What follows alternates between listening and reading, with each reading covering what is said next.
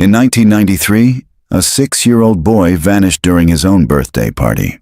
No witnesses, no signs of struggle. Just one balloon caught in the backyard fence. Now, 30 years later, his sister finds a locked attic closet, and the truth they were never meant to see. Some houses were built to keep secrets. Before you press play, hit subscribe for more true crime mysteries and untold stories that keep you up at night. The backyard smelled like barbecue smoke and bubble soap. Children ran across the grass, paper hats bouncing, their laughter sharp against the summer air. Yellow streamers fluttered from the porch. A plastic folding table sagged under the weight of a cake, balloons, and half-opened presents. Rachel Minton stood at the edge of it all, one hand on her hip, the other shielding her eyes from the sun. She was 11, almost 12, old enough to roll her eyes at the magician her mom had hired, but not old enough to be excused from attending her little brother's 6th birthday. "Blow out the candles, Tommy," someone shouted. Her brother stood in front of the cake, crown crooked on his head. He smiled, cheeks round and frosting smeared. For a moment, Rachel softened. He was annoying, sure. He followed her everywhere. But he was her brother. And then he was gone. She didn't see it happen. No one did. One minute he was laughing, his arms raised in victory over the cake. The next, someone asked, "Where's Tommy?" A minute after that, people were calling his name. Rachel remembered the way her mother's voice cracked as she screamed it. She remembered the balloon, the red one, caught in the chain-link fence, and the door to the house, open when it shouldn't have been. She remembered the police, the dogs, the backyard floodlights as men with radios searched the woods behind the fence. They never found Tommy. The last image Rachel had was the half-eaten cake left on the picnic table, candles still smoking. The house on Emerson Street had been empty for 6 months. Empty of people anyway, not memories, not echoes, and not, Rachel was sure of it, whatever weight still hung in the air every time she stepped over the threshold. She stood in the foyer now, keys dangling from her fingers. The lock freshly turned. The door groaned as it eased open, as if resisting her return. The same scuffed hardwood, the same crooked baseboard in the hall. And further down, at the end of the corridor where the paint faded, Tommy's old room. Rachel didn't let herself look there yet. It had been 30 years. Her mother was gone now. Stroke, quick and quiet. Her father had passed even earlier, drunk and bitter in a rented trailer after the divorce. And with no other siblings and no family left to claim the house, everything fell to Rachel. Sell it, clean it, move on. That's what the lawyer said. But Rachel knew better. You didn't move on from a place like this. You carried it, room by room, breath by breath. She dropped her duffel on the entryway tile and clicked on the hallway light. It flickered before settling into a dull yellow hum. Dust spiraled in the beam like falling ash. The air smelled stale, mildew, attic rot, and something else. Something sweeter, like old crayons and stale cake. She moved through the living room slowly. Furniture draped in sheets. A framed cross-stitch on the wall still read, "Bless this house," in fading burgundy thread. Her mother's touch. Untouched since the day she'd gone into assisted care. Rachel had avoided coming back. The lawyer handled the probate. The appraiser took photos, and she'd signed papers from her apartment in Chicago. But none of that mattered now. The market had cooled. No offers. And buyers, the agent said gently, had a hard time looking past the unsolved disappearance, as if it were a stain. Rachel made it to the kitchen and poured herself a glass of water from the tap. It tasted metallic. She didn't care. Her phone buzzed. A message from her boyfriend. "You okay? House still haunted?" She didn't answer. Instead, she opened the back door and stepped onto the porch. The yard was overgrown. weeds curling up through the patio bricks. The fence still stood, chain link rusted in places. And there it was, the spot where the red balloon had caught 30 years ago, the string tangled in the fence's jagged wire. Rachel felt her stomach knot. Tommy had vanished from this yard. That fact never changed. Dozens of children had been present. 2 parents, a magician, a neighbor grilling hot dogs, and not one person saw her brother leave. No scream, no struggle, no sign of forced entry, just gone.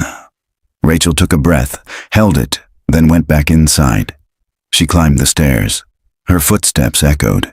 No voices, no pictures on the walls anymore. The hallway up here smelled like old wood and something floral, probably the last can of air freshener her mother had kept spraying, trying to mask a house that refused to feel normal. Tommy's door was closed.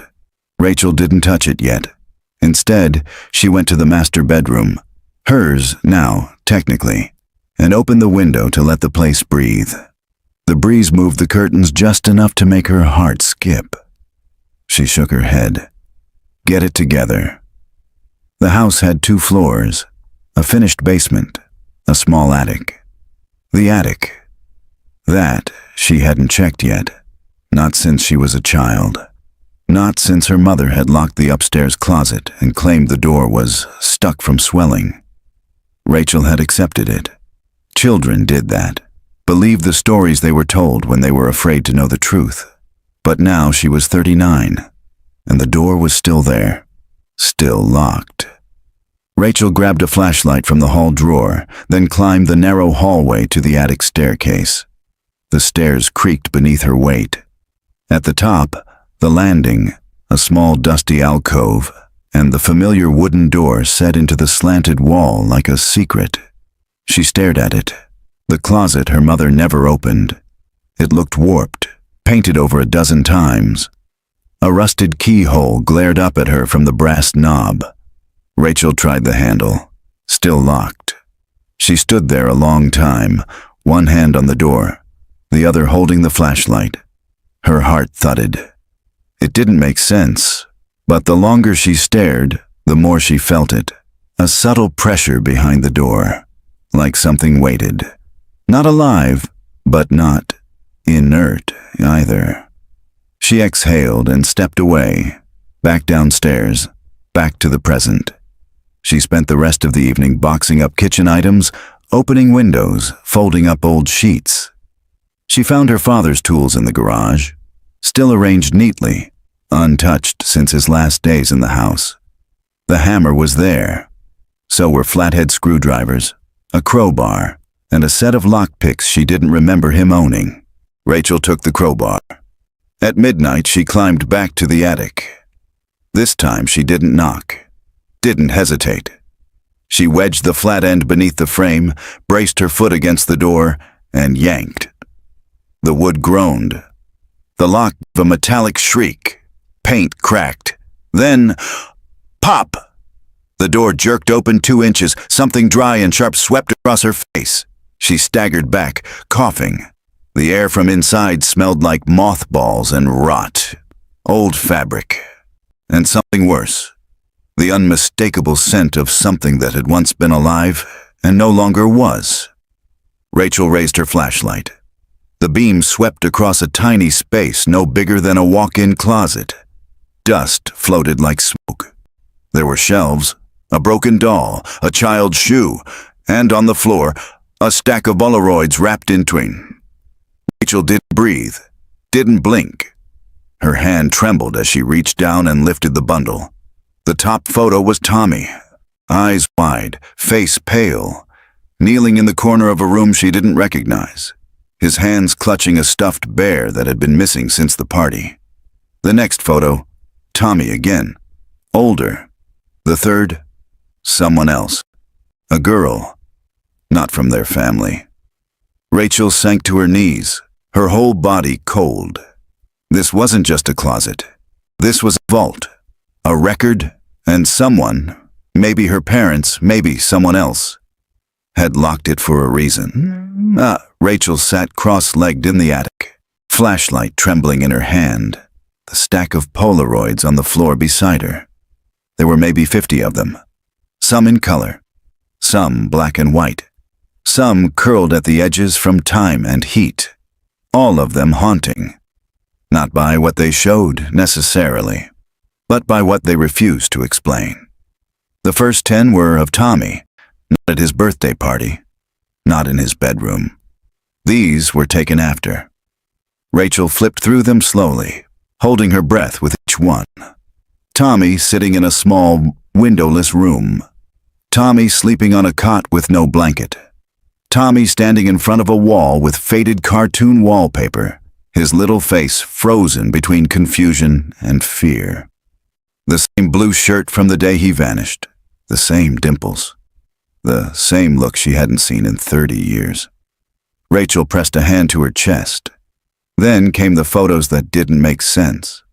A girl, maybe 7 or 8. Long hair in messy pigtails, wearing pajamas with ballerinas on them. Then another of her, eyes red from crying. Then a third child, a boy this time, younger than Tommy. Then a fourth. Each photo similar in style. Same room, same lighting, same stiff expression. The kind of photographs not meant for albums. Clinical, archived, controlled. Rachel flipped faster now. Some were labeled on the back, faint handwriting in smudged ink. Subject C, May 1994. D number 2, non-compliant. Group E, initial interview. It felt like she was holding evidence. Not of a disappearance, of a program. She stood suddenly, heart hammering. The attic swayed around her, the smell of mildew and dust threatening to choke her. Who took these? Why were they in her house? And why did no one ever say a word? Rachel carried the stack downstairs, flicking lights on as she moved, desperate to push back the dark. The photos made a soft slap as she laid them out across the dining room table. The wood was warped in places. But she didn't care. She needed to see everything. Tommy's eyes stared back at her from 5 angles. In one, he looked directly into the camera, unsmiling. His mouth was slightly open, like he was about to speak. Rachel's hands trembled as she opened her laptop and Googled missing children. Portland, Oregon, 1993 to 1996. Within minutes, she found one. Darla McCree, age 8, missing since July 1994. Last seen walking home from her aunt's house. Never found. Rachel looked back at the photograph. Pigtails, the ballerina pajamas. It was her, the second girl in the photos. Rachel clicked deeper, more names, more face. The boy with the birthmark on his chin. A girl in a yellow windbreaker. Another child, hair buzzed short, eyes blank. Every one of them matching someone on a missing persons report from Oregon, Washington, or Northern California. It wasn't a coincidence.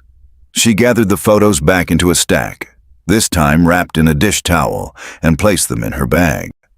Then she opened the drawer where her mother kept important documents and began searching. Tax records, receipts, utilities, deeds.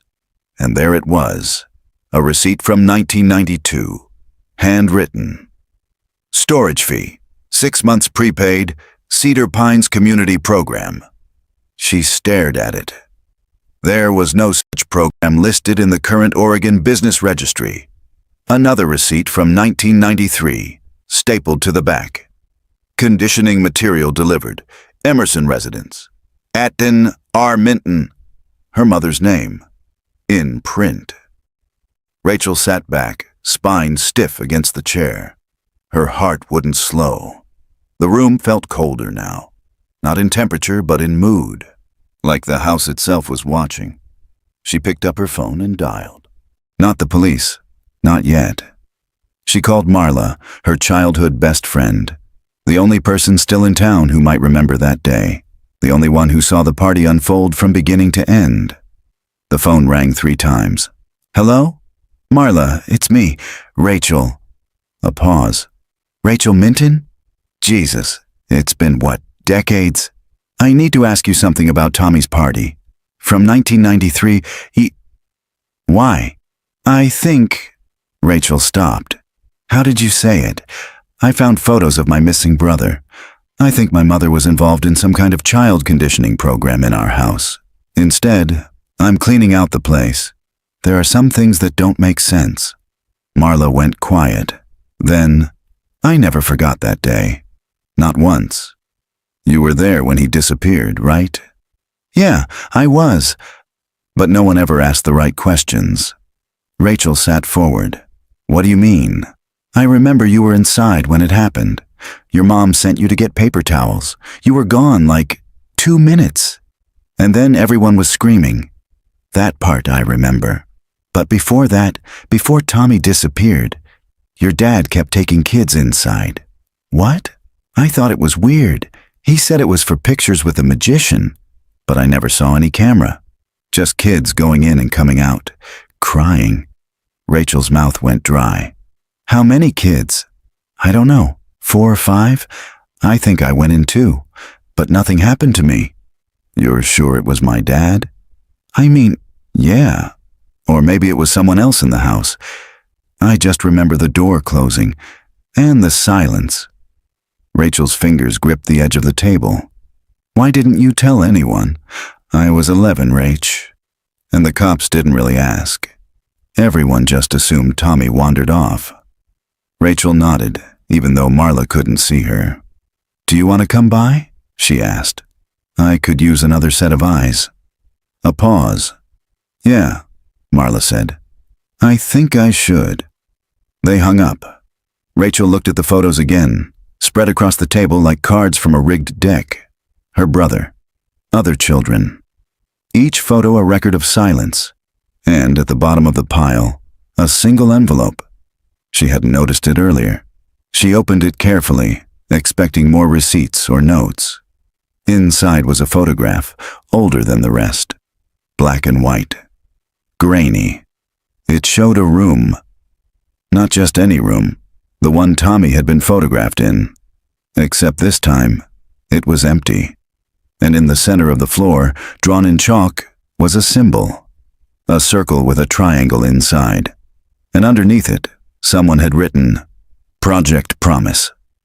Room C. Rachel's blood turned to ice. She whispered the words aloud.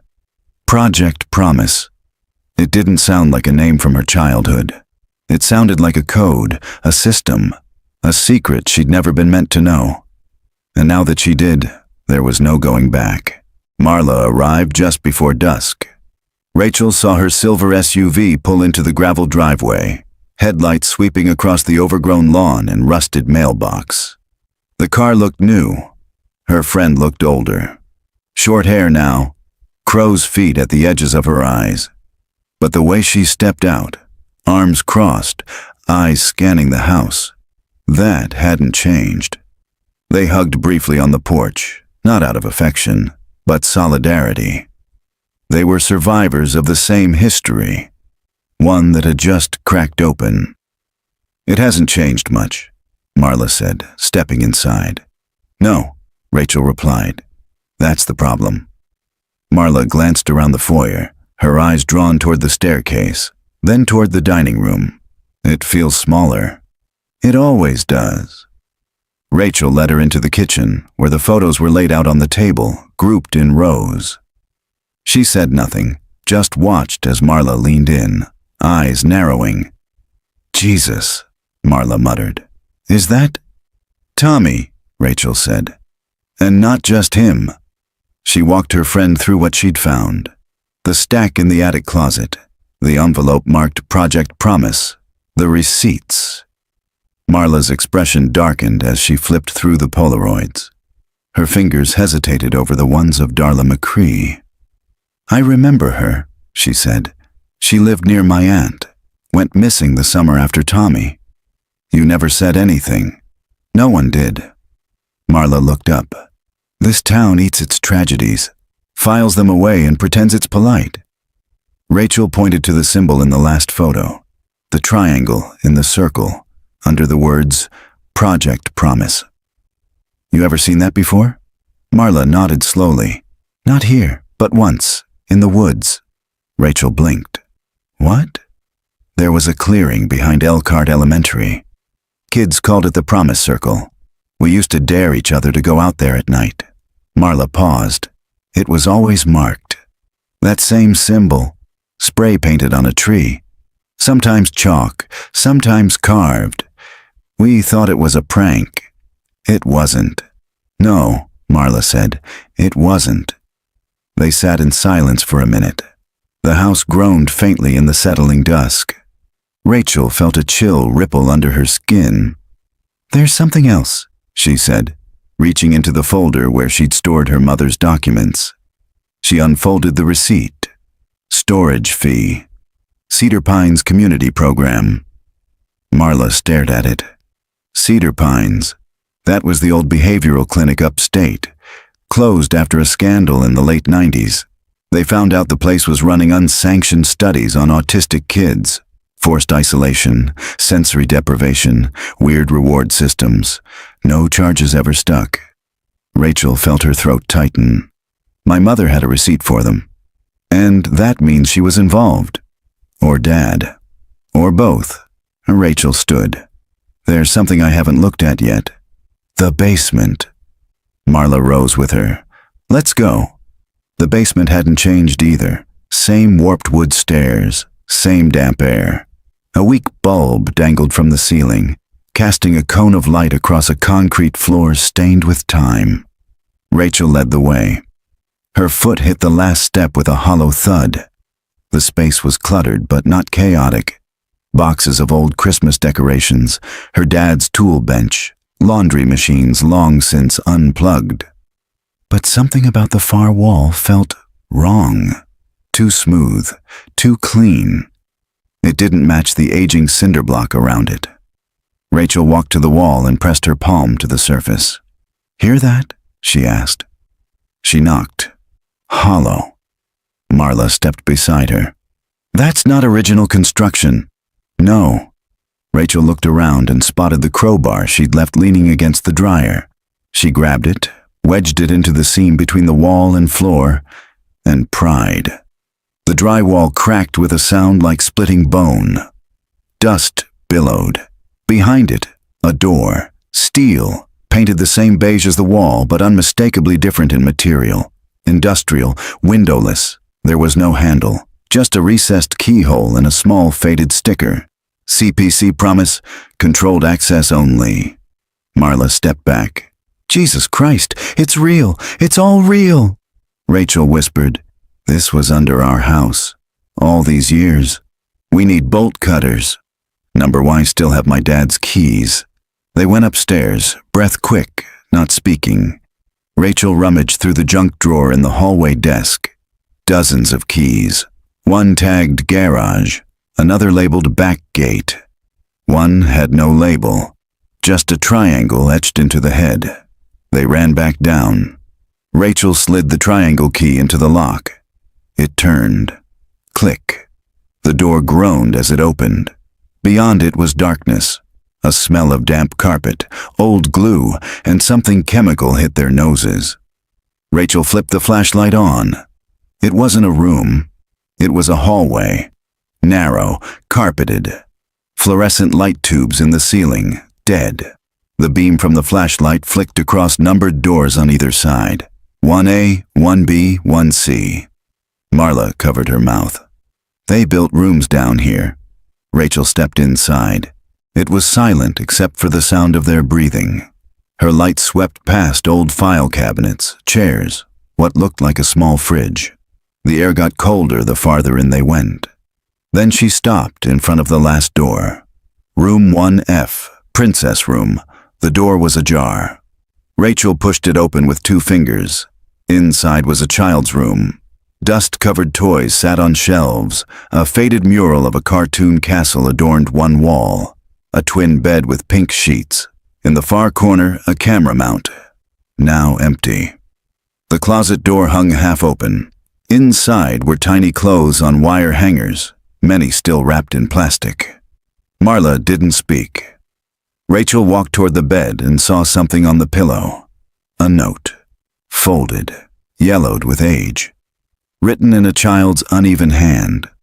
I was good today. Will I get the pony now? Rachel sank to her knees. She could hear her brother's voice in the back of her mind, that little lilt he had when he was nervous. Could picture him being asked to play along. Smile. Sit still. Be good. How didn't I know? She whispered.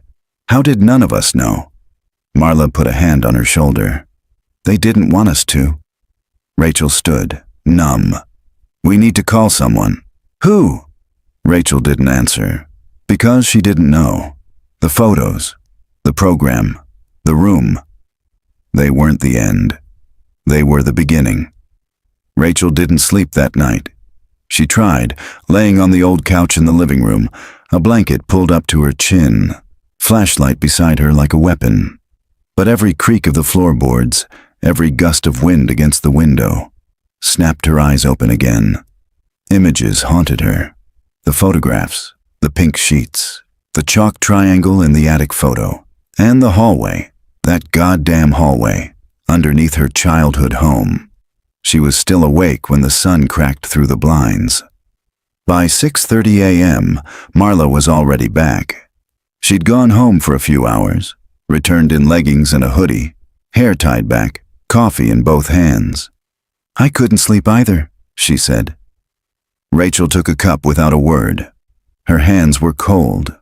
I brought my old laptop, Marla added. Thought we'd check the discs. Rachel blinked. What discs? Marla pulled a Ziploc bag from her tote. Inside were 6 mini CDs and 3 VHS tapes. Items they'd pulled from a locked cabinet in the basement corridor after their first walkthrough of the princess room. They'd stuffed them in haste. Neither had spoken about them yet. Think they're from the same people who made the photos? Rachel nodded. Same labeling system, CPC. Promise A, Subject 4. Conditioning Sequence 1. Marla set up the laptop at the dining room table and slid in the first disc. Rachel hesitated. Part of her didn't want to know, but the other part, the part that had waited 30 years, leaned in. The video flickered to life. No intro, no timestamp, just a static shot of a small windowless room, gray walls, a mirror on one side. A child entered frame. Tommy. Rachel's breath caught. He was 6, same red shirt, same haircut from the birthday party. He sat in a plastic chair, hands in his lap.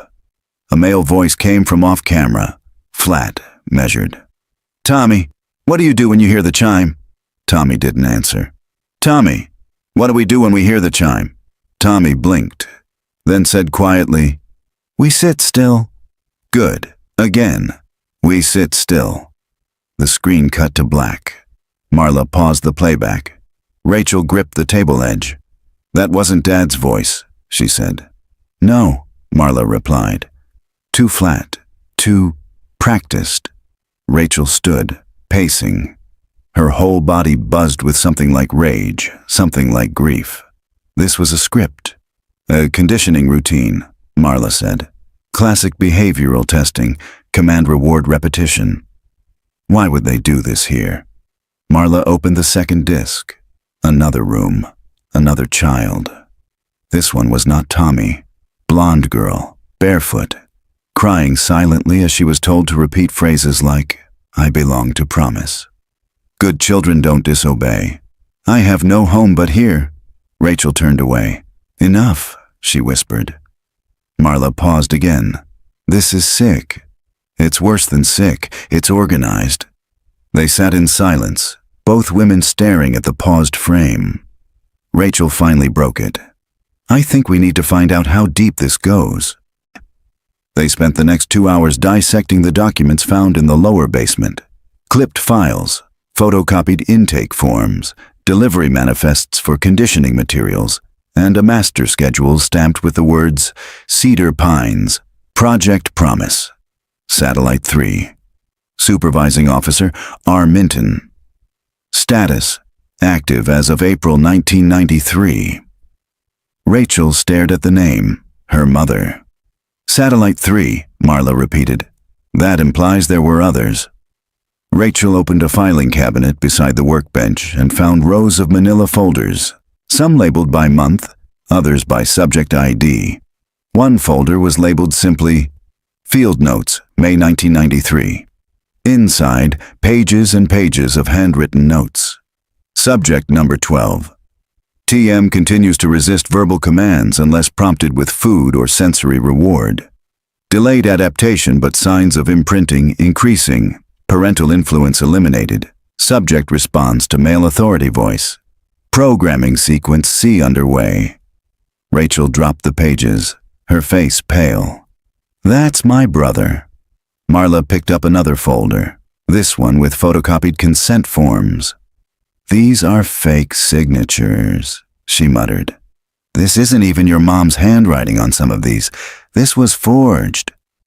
Rachel couldn't sit. She paced, heart racing.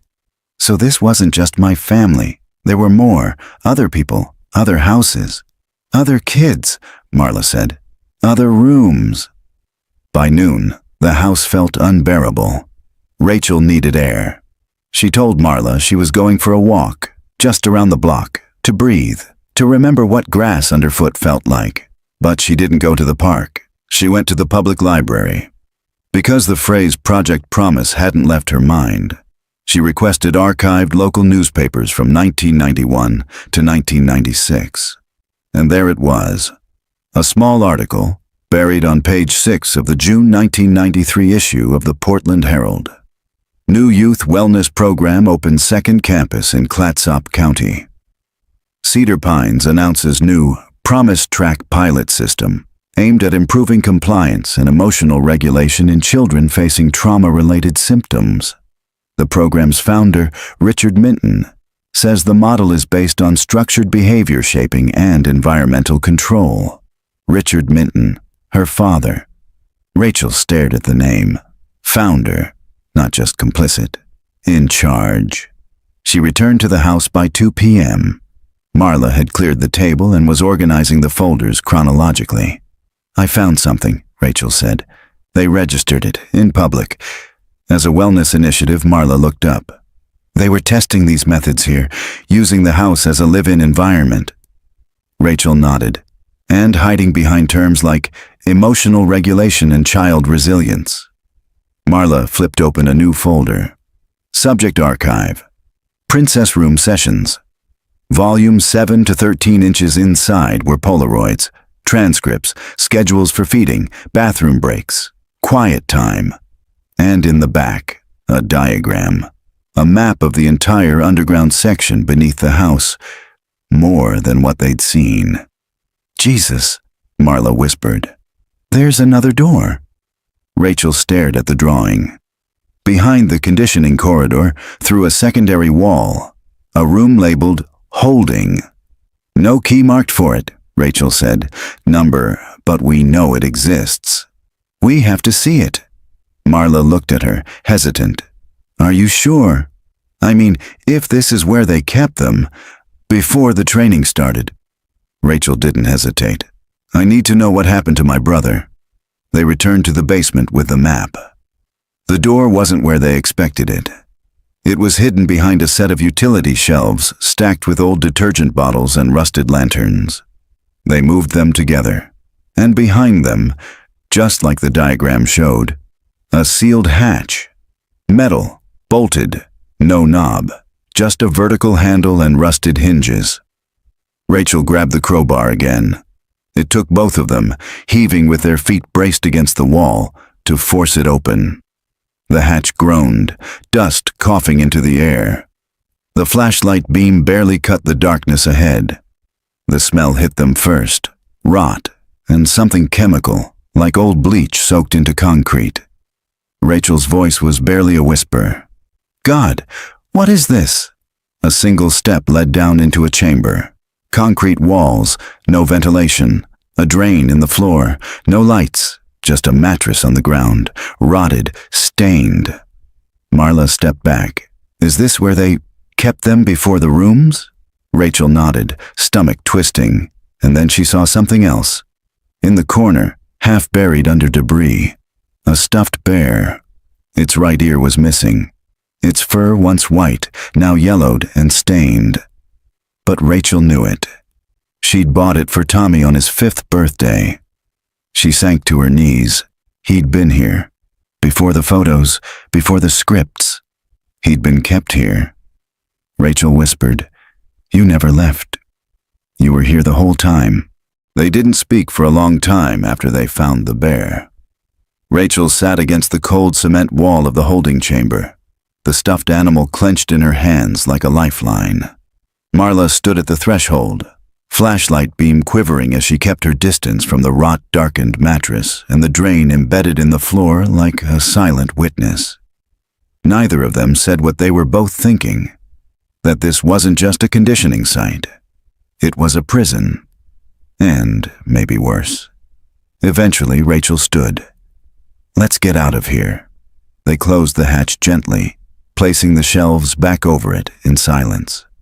Upstairs, the air felt heavier somehow, cleaner, yes, but weighted. Like the house had exhaled a truth it had buried for decades. Rachel washed her hands 3 times. The stink of mold and rust clung anyway. In the dining room, Marla had started sorting through the last box from the princess room closet, an old wooden chest Rachel had retrieved that morning. They hadn't opened it yet. It had belonged to her father. No lock, just a latch. Rachel sat down, hands still shaking, and undid the clasp. The chest creaked open. Inside, stacked neatly in rows, were dozens of old cassette tapes, the kind you'd buy in the 80s at Radio Shack. Faded labels, handwritten numbers, a few marked with initials, but nestled beneath them, wrapped in plastic and secured with a rubber band, was something unexpected. A child's notebook. Red cover, spiral bound. Torn edges. Rachel's throat tightened as she pulled it out. She recognized it instantly. Tommy's. She had a matching one when they were little. Their mother used to buy them in packs. One for each school year. On the inside cover, in big loopy letters, Tommy Minton, age 6. Marla leaned in. "Is that—" Rachel nodded. She opened to the first page. At first it was innocent. Drawings, scribbled letters, the kind of rambling thoughts a 6-year-old might jot down. "I saw a lizard in the yard. It was fast. Rachel said I can't eat 3 popsicles, but I can." Then, halfway through the notebook, the tone shifted. The lines got smaller, the handwriting shakier, and the drawings darker. Stick figures locked in rooms. Black crayon marks covering entire pages. Eyes. So many eyes. Rachel flipped to a page near the back and read aloud. "They tell me to smile when the red light is on. They say I'm special, but I want to go home." Marla put her hand to her mouth. Another entry. "The room is cold, but I'm not supposed to say that. If I cry, they play the sound. I hate the sound." Rachel stared at the next drawing. An image of a triangle inside a circle, same as the symbol from the photos. But in this one, the triangle had a face, a mouth with teeth. A final entry, scrawled sideways along the margin. "Rachel, if you find this, I'm sorry I was bad. I tried to be good like they said." Rachel closed the notebook slowly. For a moment, everything inside her went silent. Then she stood. Her voice was steady now. "We're going to the police." They arrived at the precinct an hour later, a battered banker's box in Rachel's arms. Inside were the cassette tapes, Tommy's notebook, and 2 folders of labeled materials pulled from the promise room. She had considered bringing the bear, but couldn't. Not yet. At the front desk, she gave her name. When the officer asked why she was there, Rachel simply said, "I found something under my house." A pause. Then she added, "It's about my brother's disappearance. And other children too." They didn't ask more. 15 minutes later, a detective met her in the waiting area. Late 50s, short-cropped gray hair, shirt sleeves rolled to the elbow. His name tag read, Lieutenant Mark Tolan. Rachel told him everything. The birthday party, the attic closet, the hidden hallway, The notebooks, the photos, the symbols.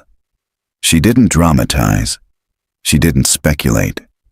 She just described what she found. Marla sat beside her, nodding occasionally, filling in the gaps. Tolan listened, taking notes, his face unreadable. When Rachel placed the notebook in front of him, he didn't touch it at first, just stared at it like it might catch fire. Finally, he said, "Wait here." He left with the evidence. It was nearly 30 minutes before he returned. This time, 2 other detectives accompanied him, one female, one younger. They looked like they'd been briefed quickly. "We're opening an investigation," Tolan said, effective immediately. Rachel swallowed. "You believe me?" He nodded slowly. "Let me be clear, Ms. Minton.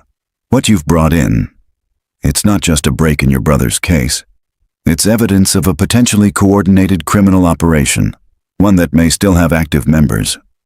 Marla shifted, like a ring. "We don't use that word lightly, but yes." He paused. "We'll be executing a warrant on the property tonight. Full forensic team. We'll also be coordinating with state and federal agencies based on what we find." Rachel felt her stomach knot. "There's something else," she said, "that I didn't bring in." Tolan looked at her, waiting. "A room. We found it behind a hatch in the lower basement. No ventilation, just a mattress and my brother's stuffed bear, from the day he vanished." Tolan nodded. "We'll look." Rachel hesitated. "I need to know. What happens if we find out he died down there?" Tolan exhaled slowly. "Then we find out who made it happen, and we make sure it never happens again." They returned to the house that night with a full team. Crime scene tape went up before the first evidence bags were filled. Rachel watched from the porch, arms crossed, her whole body buzzing with adrenaline and exhaustion. Tolan moved methodically through the house with 2 agents from the FBI's Child Exploitation Task Force. One of them, a woman in her early 40s, took Rachel aside. "My name is Agent Lowry. I'm going to be handling the digital media review. We've seen groups like this before. They often rebrand, relocate, split into smaller cells. You think it's still happening? We'll know more soon, but yes, I'd bet this wasn't isolated." Rachel sat on the porch step, knees tucked under her chin. The floodlights lit up the yard.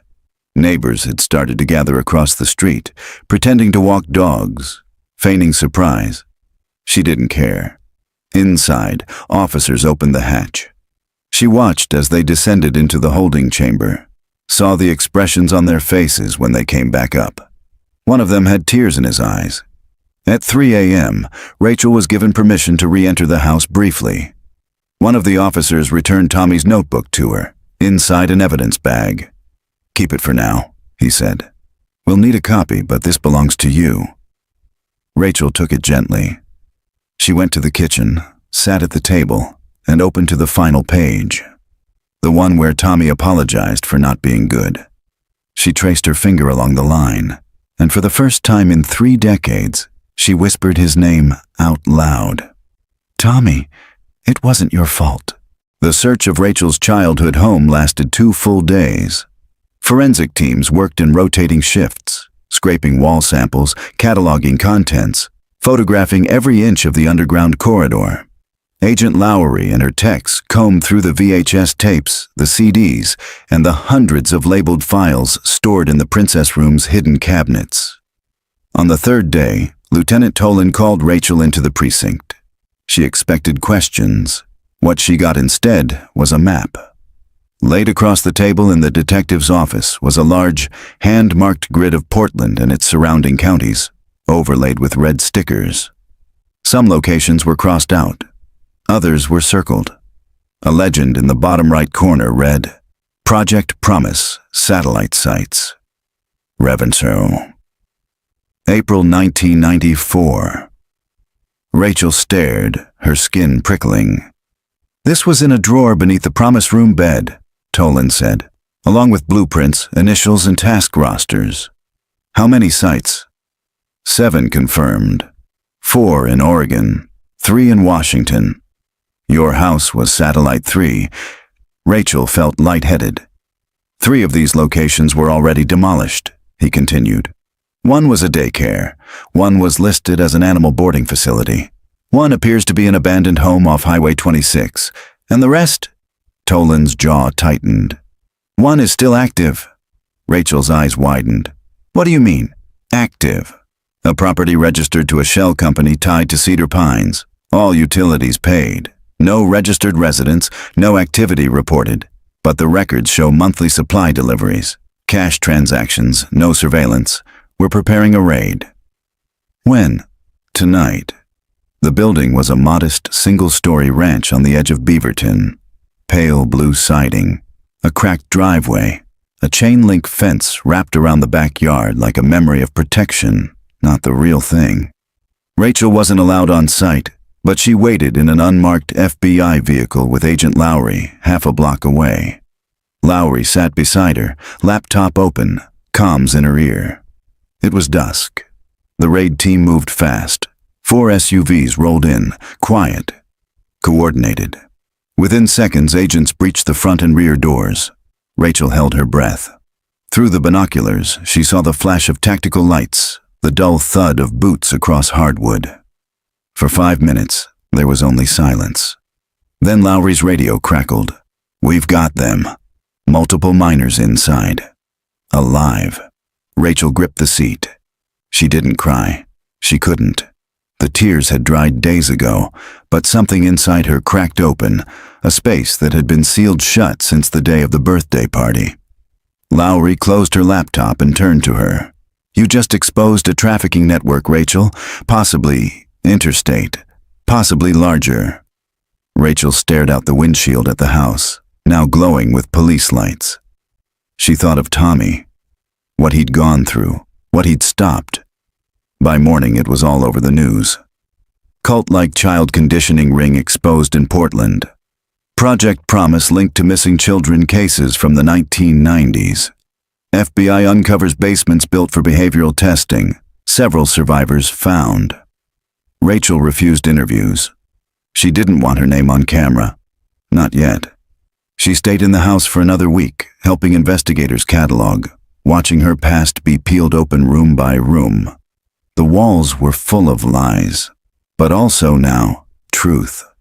And on the 8th day, someone knocked on the front door. Rachel answered to find a man in his 40s, thin, with pale skin and a nervous energy behind his eyes. He looked familiar in that way strangers sometimes do. I'm sorry to bother you, he said. My name's David Kearns. I think I might have known your brother. Rachel's breath caught. David explained that he'd been placed in Cedar Pines in 1992, aged 7. He didn't remember his birth name, but he remembered Tommy. A boy with big eyes, a boy who sang to him when the lights went out. He said his sister was named Rachel, David said. Said you used to race to the bus stop together. That's how I knew it was him. Rachel covered her mouth. David reached into his pocket and handed her something. A photograph. Tommy, smiling. Missing front tooth. Sitting beside David on a concrete floor. Their arms linked like brothers. Rachel took it carefully. I don't know what happened to him, David said. They moved him one day. We never saw him again. Do you remember where? David shook his head. Just that it was underground and cold. She thanked him, invited him inside. But he declined. I'm in a program now, he said.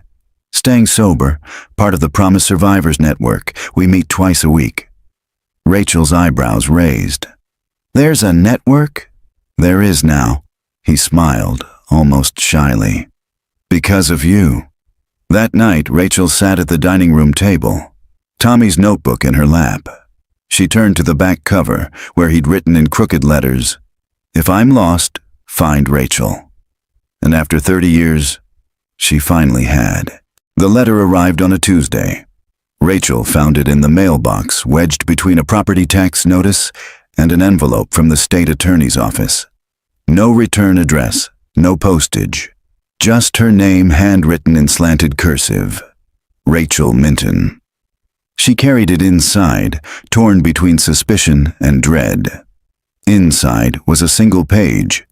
Typed, clean margins, no date, no signature. I was a nurse at Cedar Pines in 1992. My job was to observe and redirect children who failed early compliance. I wasn't allowed to speak to them unless spoken to first. I wasn't allowed to touch them unless it was for containment. Your brother was one of the early pilot cases. He was bright, emotional. He asked for you every night. He didn't forget you. There are others. Still alive, still hiding, still scared. You opened a door most of us had locked for decades. If you want to talk, come to room 206, Willow Pines Assisted Living. Ask for Eloise, but come alone. Rachel read it 3 times. Then she folded it, placed it back in the envelope, and stared out the window for a long while. The next morning, she drove to Willow Pines. It was a quiet facility off the 205, tucked between a Walgreens and a retirement golf course. The lobby was clean, modestly decorated. Walls painted a soft beige that tried and failed to feel like warmth. At the front desk, Rachel asked for Eloise. The receptionist glanced up. 206. That's Ms. Corwin. Rachel's heart beat faster. The name didn't ring a bell. But the moment she stepped into room 206, she understood. The woman inside looked familiar. Not from memory, but from tone. Eloise Corwin was in her 70s, with white hair in a loose braid, and hands that trembled slightly as she poured tea from a chipped ceramic pot. "You came," she said without looking up. Rachel stepped inside. "I wasn't sure I would." "You should have," Eloise said, motioning toward the chair across from her. "You were always supposed to." Rachel sat. Eloise studied her for a long moment. Then, "You look just like your mother." Rachel's jaw clenched. "I'm nothing like her." "Maybe not. But you still carry what she started." Rachel leaned in. "Then tell me. Tell me everything." Eloise nodded, slow and deliberate. And she did. She'd been 28 when she was recruited by Cedar Pines, fresh out of nursing school, naive, idealistic. They told her the children came from violent homes, that they were emotionally disturbed, that the state had failed them, and this program, Project Promise, was their second chance. The first child she worked with was 4. He didn't speak, not because he couldn't, but because every time he tried, the staff hit a button that emitted a high-pitched chime. Conditioning, punishment by association. The point wasn't healing. It was obedience. They called it neutralization. Rachel's throat tightened. "And my brother." "He didn't last long," Eloise said. "Too resistant, too attached to you. He kept repeating your name like it was a code word, like saying it would bring you." Rachel bit her lip to keep from crying. "They moved him," Eloise continued, "out of Cedar Pines, into the field program. That's what they called the homes, satellite sites. Children that couldn't adapt to institutional environments were placed in private facilities with compliant parents. Some were biological, some weren't." Rachel's voice cracked. "So my parents, they volunteered." Eloise hesitated. "They weren't just volunteers. Your mother, she helped design the early curriculum. She believed in it. Your father built the interiors, the conditioning rooms. The princess room wasn't just for Tommy, it was a prototype." Rachel felt the floor shift beneath her. "Why?" "Control," Eloise said. "They believed that if they could create perfectly obedient children, they could eliminate violence, poverty, crime. They used trauma as a blueprint." Rachel stood, pacing now, unable to sit with the rage. "Where are the others now, the ones still hiding?" Eloise looked up at her. "You found one already, David. There are more."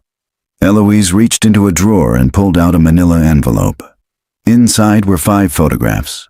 Teenagers, adults, smiling awkwardly. All former children of Project Promise. There's a safe house in Washington, Eloise said. And some of them live there now, off-grid.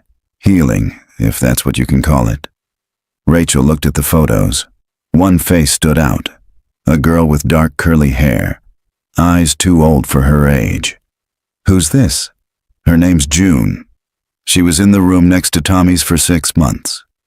She remembers him. Rachel stared at the image. The idea of someone who knew her brother, who could tell her what happened during those dark years, it was overwhelming. Can I meet her?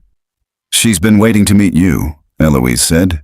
2 days later, Rachel drove up into the hills outside Olympia, Washington. The safe house was unmarked, an old bed and breakfast turned group recovery home.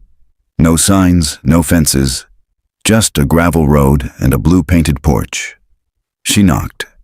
The door opened slowly, and there she was, June.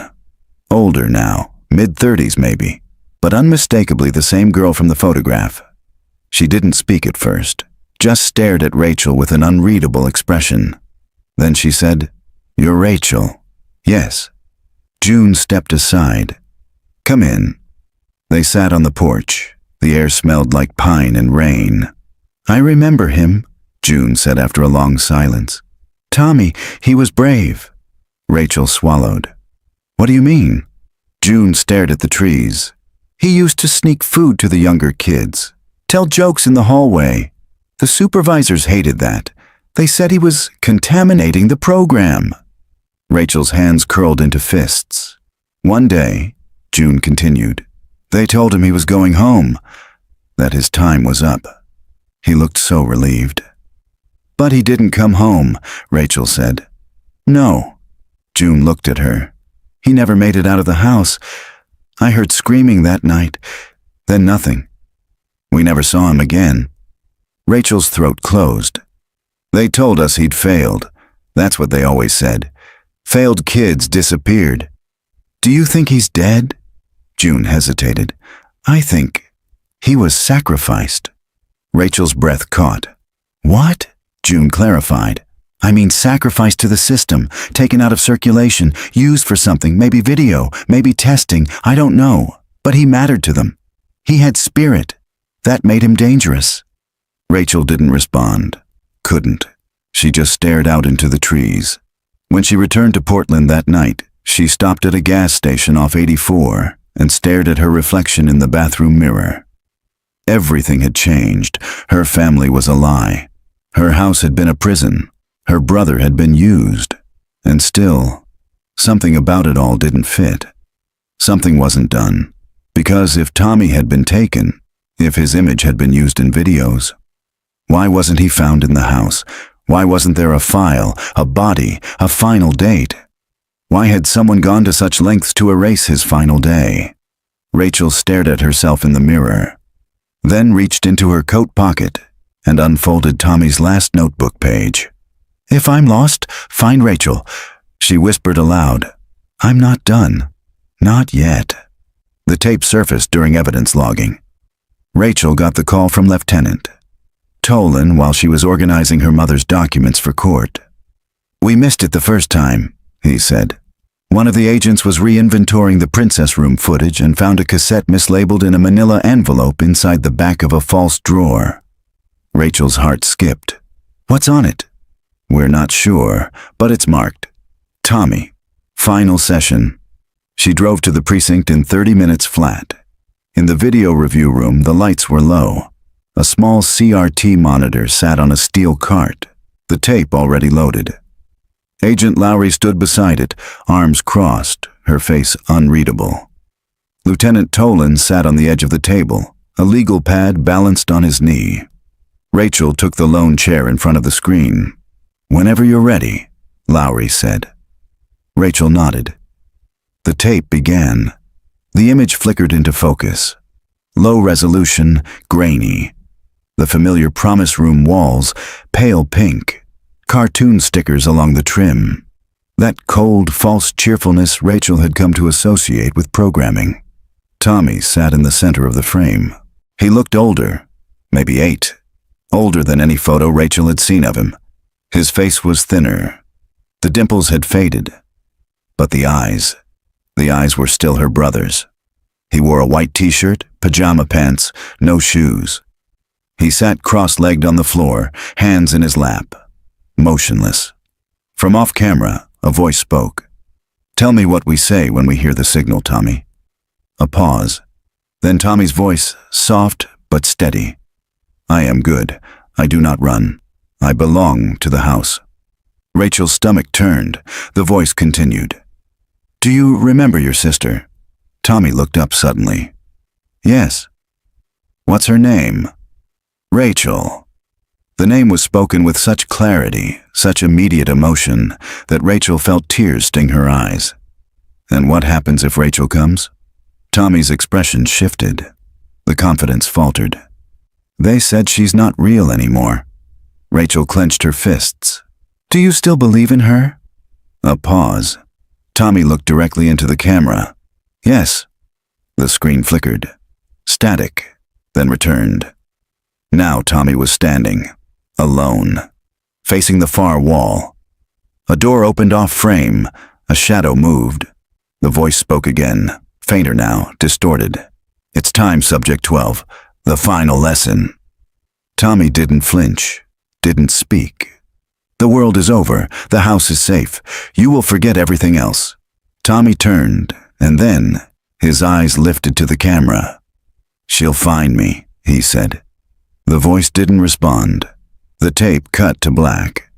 When the screen went dark, Rachel sat frozen. The room felt too small, her chest too tight.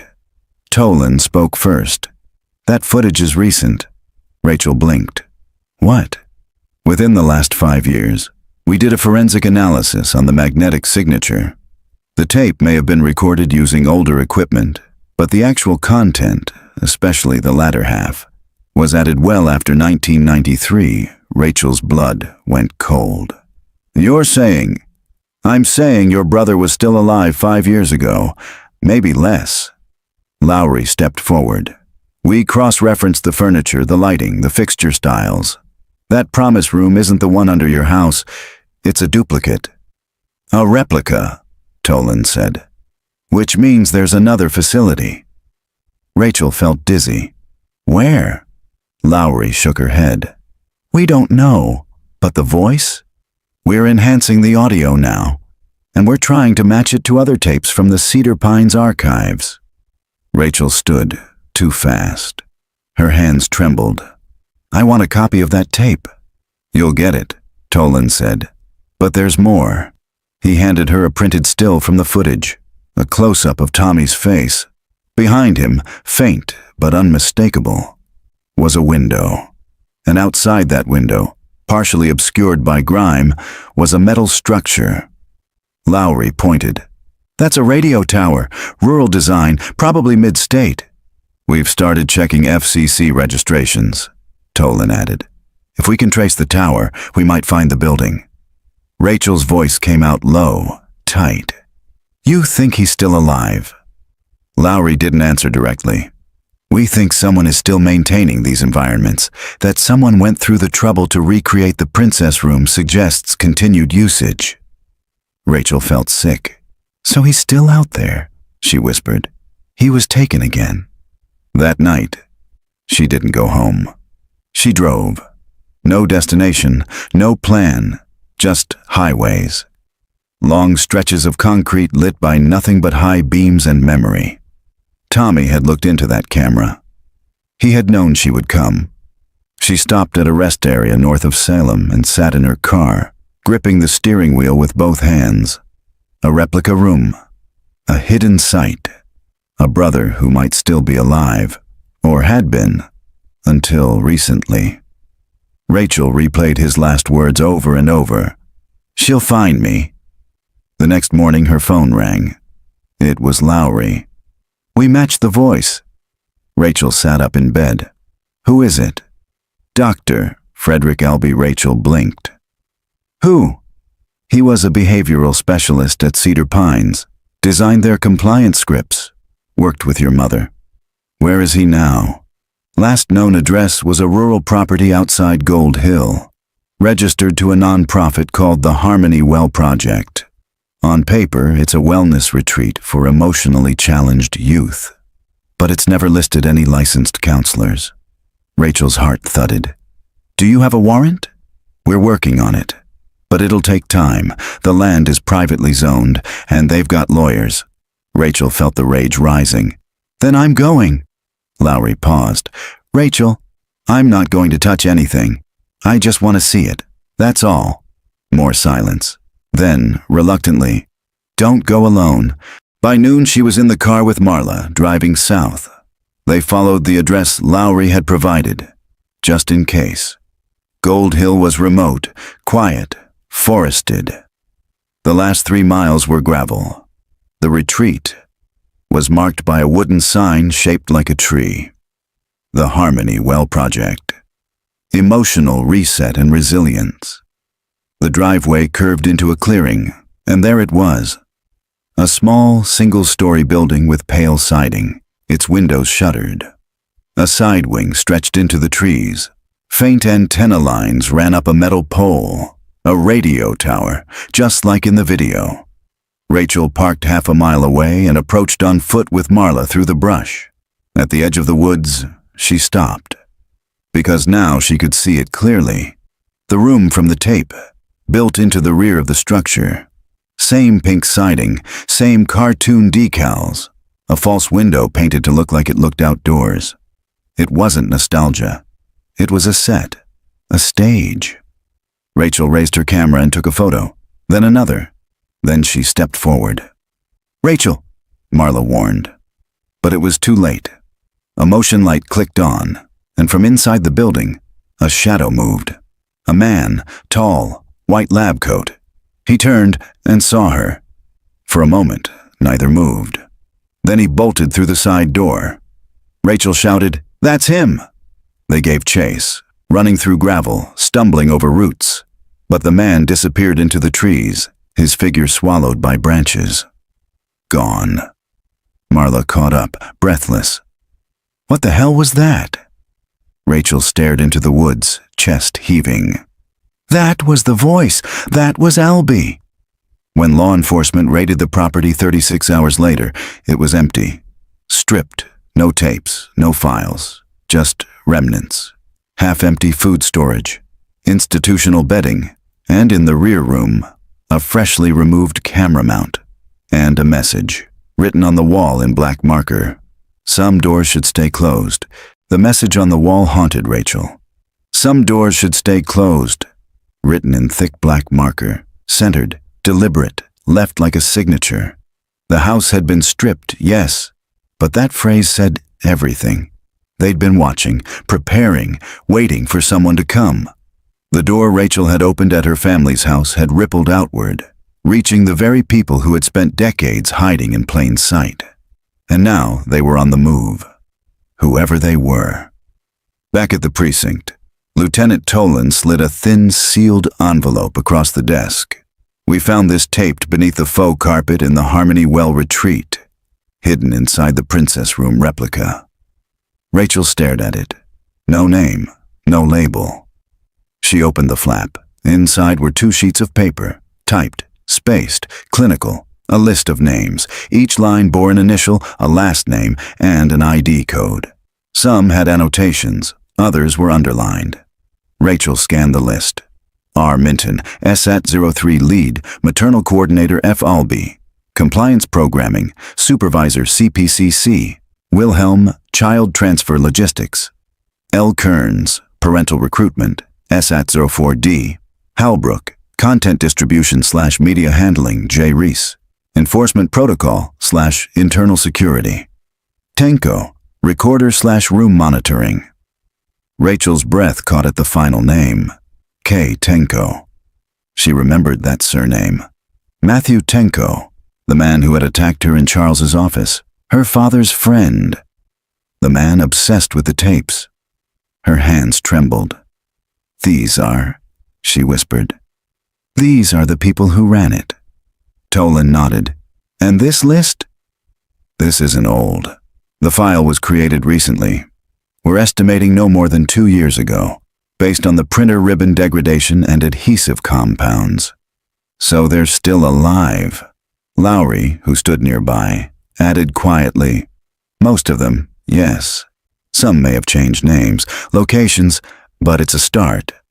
Rachel looked at the annotations. One in particular stood out. R. Minton, terminated 2009. Internal dispute/protocol violation. Her mother. Rachel stared at the line. She was removed. "Looks that way," Tolan said. "And your father?" He flipped to the second page. Near the top, R. Minton Sr., deceased. Asset architect/original site engineer Rachel sat back in her chair. Her whole family, every adult she'd trusted, had been complicit in something monstrous. Lowry handed her another file. "These names, we believe they comprise the operational core of Project Promise. Not just the satellite site you grew up in, but the entire system. They're part of what's now being referred to, internally, as a legacy network." Rachel looked up. "Meaning?" "Meaning they went underground, rebranded, scattered, but didn't stop." Rachel flipped through the second list. Names, addresses. One name caught her eye. June Everson, Sat-01 survivor/witness. "Relocated. You found her?" she asked. "We're in contact," Lowry said. "She's safe, providing testimony." Then another line stood out. Isabel Minton, Sat-03 subject number 12. Status, unknown/unconfirmed removal. Rachel felt like the air had been knocked out of her. "Subject 12, she whispered. "Tommy." Tolan leaned in. "We think he may have been extracted before the program collapsed." "Extracted where?" Lowry hesitated. "There's a third location. It was deep in the mountains. A former Christian summer camp, abandoned in 1987, after a string of allegations the state never investigated. In 1992, the property was quietly purchased by a private trust called the Second Path Foundation, another Cedar Pines alias. Surveillance satellite photos showed a compound with 4 cabins, a central mess hall, and a structure partially built into the hillside. FBI files marked the place as inactive, but Rachel didn't believe that anymore. "You think that's where Tommy is?" she asked. "We think," Lowry said carefully, "that's where he might have been taken after the second site." Tolan added, "If he's still alive, that's the most likely location." Rachel's voice trembled. "Then what are we waiting for?" Lowry didn't answer. Because they weren't waiting. The raid began before sunrise. A tactical convoy moved into the Oregon highlands, vehicles disguised as maintenance crews, cell towers blocked, drones overhead. Rachel watched the monitor in the command truck as the FBI's field cameras streamed real-time footage. Cabin 1, empty. Cabin 2, abandoned. Cabin 3, animals had nested inside. Cabin 4, locked from the inside. Lowry gave the order. "Go!" A battering ram, a single crash. The door swung open, and then voices. Rachel's heart surged. "We have survivors, 2 juveniles, male and female, nonverbal, malnourished. 1 additional subject, male, approximately 30s, unresponsive, needs medical evac." Rachel gripped the edge of the monitor. "Male? Do they have a name?" The agent didn't respond. Then, 5 minutes later, an image appeared on the screen. A man being carried on a stretcher. Pale, thin, eyes closed. But Rachel recognized him. Even through 30 years of change, the cheekbones, the scar on the chin, the birthmark just under his jaw. It was Tommy. He was alive. Barely. Unconscious for days. Malnourished. Vocal cords damaged. But he was alive. Rachel sat beside him in the hospital room, watching machines hum and beep, his chest rise and fall. Doctors said he may not remember much. Said his brain had likely compartmentalized trauma as a survival mechanism. But when he finally opened his eyes, he looked at her, really looked, and whispered one word. "Rachel." He said her name like it was the last safe thing in the world. His voice cracked when he said it, strained, hoarse, barely more than breath. But Rachel heard it. She reached forward and took his hand. His fingers were bony, his nails uneven and bitten down. But he squeezed hers. Hard. "Tommy," she whispered, "I found you." Tears welled in his eyes, but he didn't cry. He just looked around the hospital room. Sterile walls, the IV stand, the flickering fluorescent light overhead, and whispered, "Is it real?" "It's real," Rachel said. "You're safe." He closed his eyes again. Not asleep, just overwhelmed. The machines beeped steadily beside him. A nurse came in to check his vitals and left quietly when she saw the siblings' hands still clasped. The next day, a trauma specialist from the FBI's Child Recovery Division sat beside Tommy and gently began the process of reintroduction. No pressure, no open-ended questions, just images, photos, names. Tommy stared at a picture of himself as a boy, the one from his 6th birthday party, and whispered, "That was before." Before. The word hit Rachel like a fist. The psychologist encouraged him. "Before what, Tommy?" But Tommy only shook his head. It would take time. Over the next 3 weeks, Tommy improved. Slowly, haltingly. His speech returned in pieces, fragmented memories, some clear, some clouded by years of psychological conditioning. He remembered the first basement, the princess room. He remembered the bear. He remembered the sound, a high-frequency pitch that would play when he cried or asked too many questions. And he remembered someone who came to visit him at night, a man. "He had gloves," Tommy whispered. "He used to kneel beside the bed, say I was the one they waited for, that I would lead the others." Rachel's blood ran cold. "Do you know his name?" Tommy shook his head. "But he wasn't the worst," he added. Rachel looked at him. "Who was?" Tommy's jaw tensed. "The woman. The one with the key." He called her Mother Clara. He didn't know if it was her real name. But she ran the 3rd facility, the camp in the mountains, the place Rachel had helped raid. Clara wasn't a Cedar Pines nurse or technician. She was something else, a true believer. She wore a pendant with a triangle in a circle symbol. She read stories to the children about the clean ones and the silent path. She made them repeat mantras before meals. Silence is safety. Obedience is light. Love is what they give if you are still. Rachel wrote every phrase down. She gave them to Agent Lowry and the trauma team, who immediately began cross-referencing the language against cult indoctrination texts. One match came back. An obscure psychological obedience manual authored in 1979 under a pseudonym, Dr. F. Albee. The same man who had fled from the Harmony Well compound. Tommy remembered something else. A room beneath the cabin. No windows, no clocks. He called it the box. "They put you in the box if you asked questions, if you talked in your sleep." Rachel felt sick. "Did they put you in the box?" He nodded. 4 times. The last time was the longest. "How long?" He stared at the wall. "Until the girl stopped crying." Rachel swallowed. "Do you remember her name?" Tommy nodded. "June." The FBI moved quickly. June was relocated to a secure trauma facility in Tacoma. When Rachel called her to tell her Tommy had remembered her, she cried for nearly 5 minutes. "I thought he was gone," she said. "He's not," Rachel told her. "He remembers you." They planned a visit, carefully, with therapists on standby.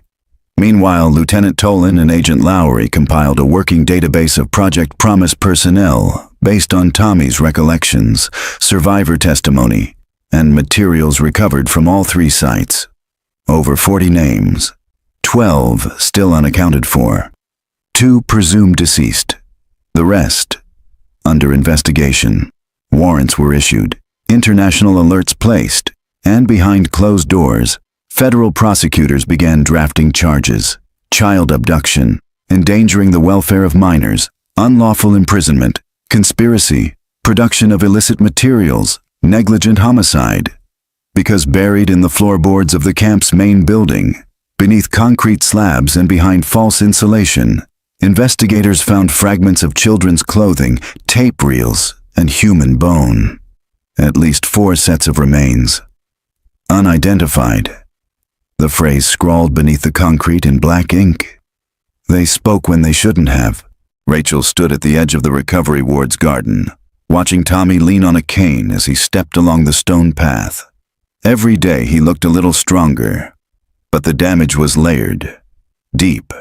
When he reached the bench, she joined him. He didn't look at her at first. Then he said, "Was it really all our parents?" Rachel nodded. Most of them, or the ones who let it happen. Looked away. He shook his head slowly. "It's like I dreamed it." "You didn't." "I still hear the sound sometimes, at night, the high one." Rachel didn't speak. He looked at her. "Why did you come back?" Rachel smiled sadly. "Because you asked me to." Back home, Rachel found herself going through one last box from the house. Not in the attic, not in the promise room. Just a box of old letters her father had kept. In it, buried between financial records and yellowed greeting cards, she found a photo. 3 children. Standing in front of the original Cedar Pines facility. One of them was Tommy. Another, she didn't recognize. But the third. Rachel's hands trembled. It was herself. The photo changed everything. Rachel stared at it for hours that night, sitting alone in her apartment, the lights off, the hum of the refrigerator the only sound in the room. 3 children, standing on a concrete path in front of a tan building. The windows were barred. A number, faint but visible, was stenciled above the door. CPC-01, Cedar Pines Core Facility. She traced her fingers along the image. Tommy was there. His familiar round face and gap-toothed grin unmistakable. Next to him stood a boy she didn't recognize. Pale, dark-eyed, blank expression. And then, her, younger. Maybe 5. Her head tilted, hands clasped behind her back, wearing a pink dress, smiling in a way she couldn't explain. Rachel's stomach twisted. She had no memory of that day. No memory of ever being inside Cedar Pines. No memory of standing on that path. But there she was, in the heart of it. The next morning she brought the photo to Agent Lowry. "I think I was in the program," she said. "Not just as a sibling." As a subject, Lowry didn't blink. She had suspected it for weeks. "We ran your name through the intake logs. There's a file. Redacted." Rachel nodded slowly. "I want to see it." Lowry led her into a back office, printed the file, set it gently on the table between them. Rachel flipped through the first few pages. R. Minton, subject file, 03-089 DOB. October 4th, 1981. Intake age, 5 years, 3 months. Enrollment, observer conditioning, early social calibration. Track facility, CPC-01, Sat 03. Guardian enrollment, voluntary transfer. Biological, designation, cognitive mirror.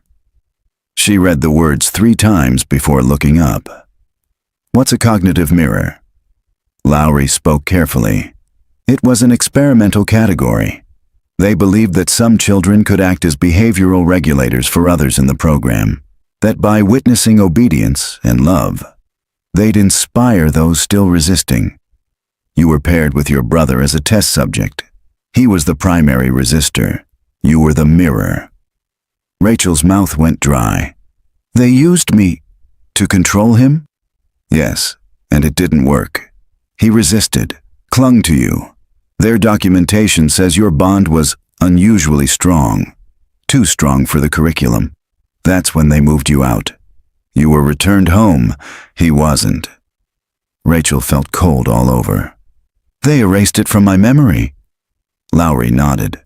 The program used a combination of emotional suppression, controlled sleep cycles, and narcotic fogging.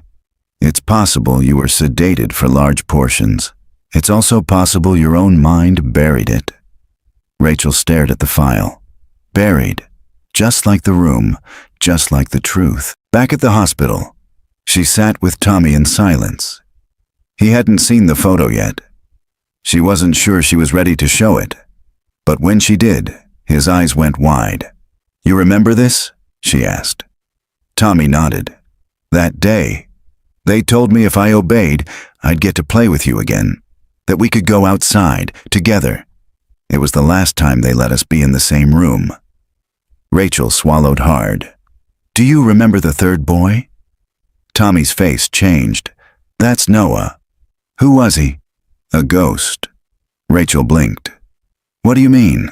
Tommy looked away. He didn't speak, didn't eat, just watched. I think he'd been there longer than anyone. Maybe since the beginning. 2 days later, forensic analysts confirmed it. The third child in the photo, Noah Velen, had been reported missing from a foster home in 1986. The case was never investigated. Cedar Pines had absorbed him under a fake name. By 1994, his record stopped entirely. He'd vanished again, this time from within. But then came the break. On a surveillance review of the Harmony Well property, the replica site Rachel had visited weeks before, an analyst noticed something. A figure, moving behind the trees, captured on drone footage less than 36 hours before the raid. He was thin, shaven head, wore a white tunic, moved with slow, deliberate steps. The image enhanced to reveal his face. It matched Noah. He was alive, still connected, still part of it.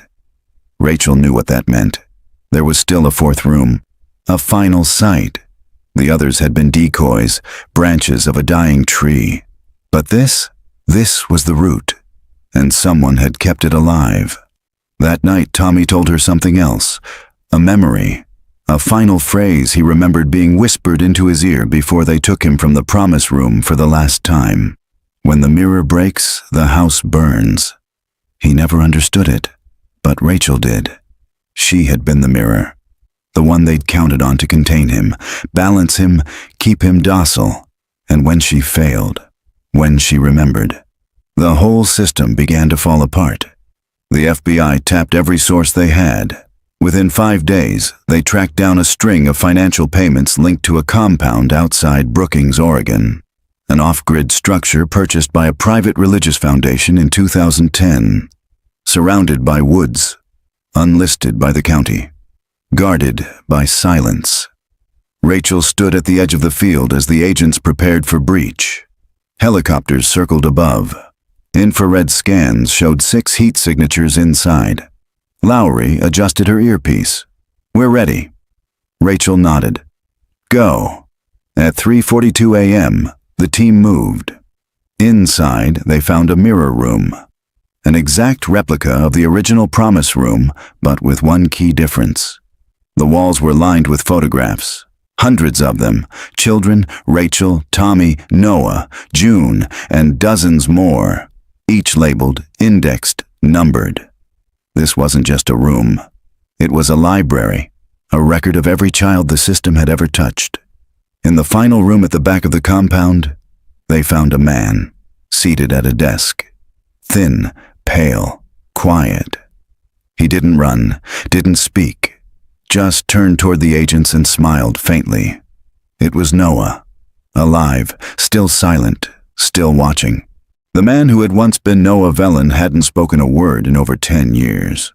When the agents brought him in, he offered no resistance, no ID, no plea, just a small, almost childlike smile, like he'd been waiting for it to end.